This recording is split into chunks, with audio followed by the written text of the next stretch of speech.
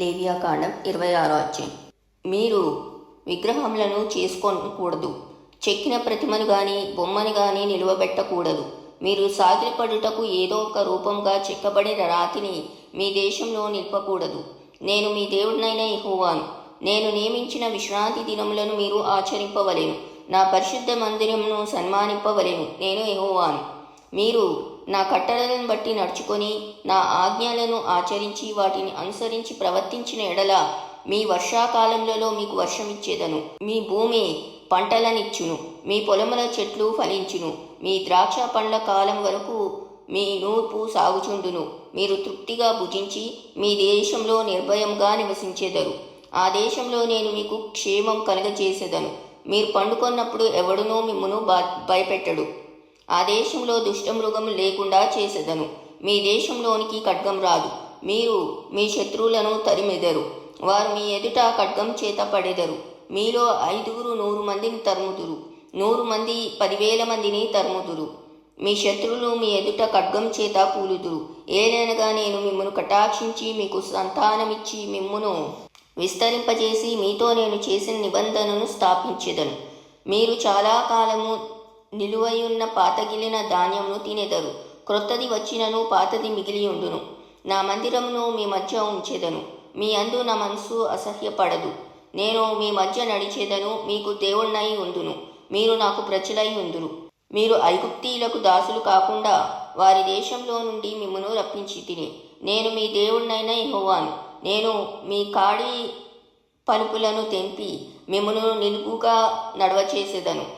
మీరు నా మాట వినక నా ఆజ్ఞలన్నింటినీ అనుసరింపక నా కట్టడలను నిరాకరించిన ఎడలను, నా ఆజ్ఞలన్నింటినీ అనుసరింపక నా నిబంధనను మీరునట్లు మీరు నా తీర్పుల విషయమై అసహించుకొనిన ఎడలను నేను మీకు చేయునదేమనగా మీ కన్నులను క్షీణింపచేయునట్టియు, ప్రాణమును ఆయాసపరచునట్టియు, తాపజ్వరమును క్షయరోగమును మీ మీదికి రప్పించేదను. మీరు విత్తిన విత్తనములు మీకు వ్యర్థములగును. మీ శత్రువులు వాటి పంటను తినేదరు. నేను మీకు పగవాడనవుదును. మీ శత్రువుల ఎదుట మీరు చంపబడెదరు. మీ విరోధులు మిమ్మును ఏలెదరు. మిమ్మును ఎవరినూ తరమకపోయినను మీరు పారిపోయేదరు. ఇవన్నీ సంభవించినను మీరింకా నా మాటలు వినని ఎడల నేను మీ పాపమును బట్టి మరి 7 మిమ్మును దండించెదను. మీ బలగర్వమును భంగపరిచి ఆకాశము ఇనుమువలెను, భూమి ఇత్తడి వలెను ఉండచేసేదను. మీ బలము ఉడిగిపోవును, మీ భూమి ఫలింపకుండును, మీ దేశ వృక్షములు ఫలమీయకుండును. మీరు నా మాట విననొల్లక నాకు విరోధంగా నడిచిన ఎడల నేను మీ పాపమును బట్టి మరి 7 మిమ్మును బాధించెదను. మీ మధ్యకు అడవి మృగములను రప్పించెదను. అవి మిమ్మును సంతానరహితులుగా చేసి మీ పశువులను హరించి మిమ్మును కొద్దిమందిగా చేయును. మీ మార్గములు పాడైపోవును. శిక్షల మూలంగా మీరు నా ఎదుట గుణపడక నాకు విరోధంగా నడిచినెడల నేను కూడా మీకు విరోధంగా నడిచేదను. మీ పాపములను బట్టి ఇక 7 మిమ్మును దండించేదను. మీ మీదికి ఖడ్గమును రప్పించేదను. అది నా నిబంధన విషయమై ప్రతిదండన చేయును. మీరు మీ పట్టణములలో కూడి ఉండగా మీ మధ్యకు తెగులును రప్పించేదను. మీరు శత్రువుల చేతికి అప్పగింపబడెదరు.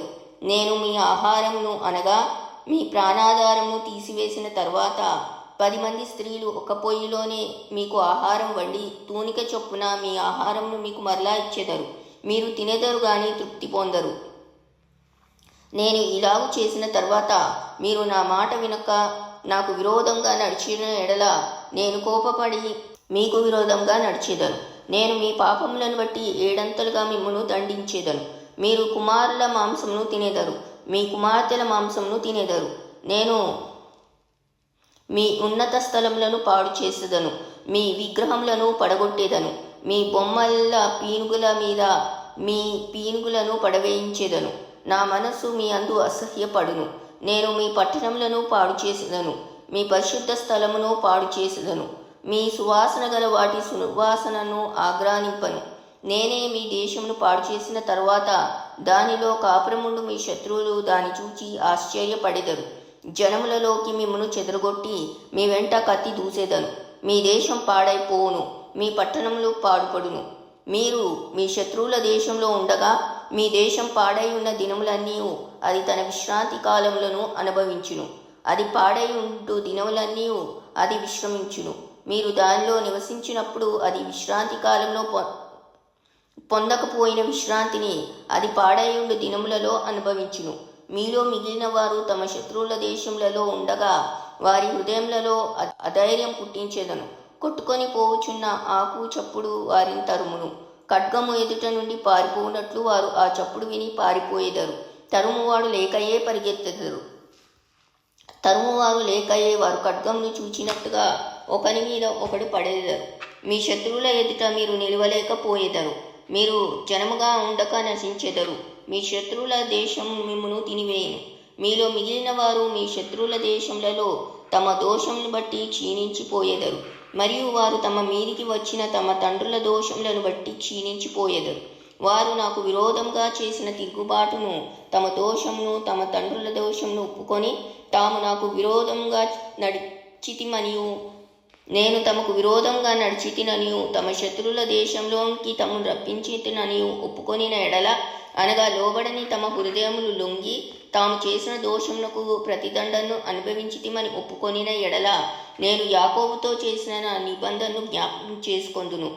నేను ఇస్సాకుతో చేసిన నా నిబంధనను, నేను అబ్రహాంతో చేసిన నా నిబంధనను జ్ఞాపకం చేసుకొందును.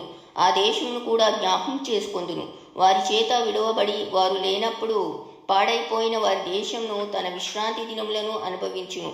వారు నా తీర్పులను తిరస్కరించి నా కట్టడలను అసహించుకొనిరి. ఆ హేతు చేతనే వారు తమ దోష శిక్ష న్యాయమని ఒప్పుకొందురు. అయితే వారు తమ శత్రువుల దేశంలో ఉన్నప్పుడు వారిని నిరాకరింపను. నా నిబంధనను భంగపరిచి వారిని కేవలము నశింపచేయునట్లు వారి యందు అసహ్యపడను. ఏదనగా నేను వారి దేవుడనైన యెహోవాను. నేను వారికి దేవుడనై ఉండునట్లు వారి పూర్వీకులను జనముల ఎదుట ఐగుప్తులో నుండి రప్పించి వారితో చేసిన నిబంధనను ఆ పూర్వీకులను బట్టి జ్ఞాపకం చేసుకొందును. నేను యెహోవాను అని చెప్పుమనెను. మోషే ద్వారా సీనాయి కొండ మీద తనకును ఇశ్రాయేలీయులకును మధ్య నియమించిన కట్టడలను, తీర్పులను, ఆజ్ఞలను ఇవే.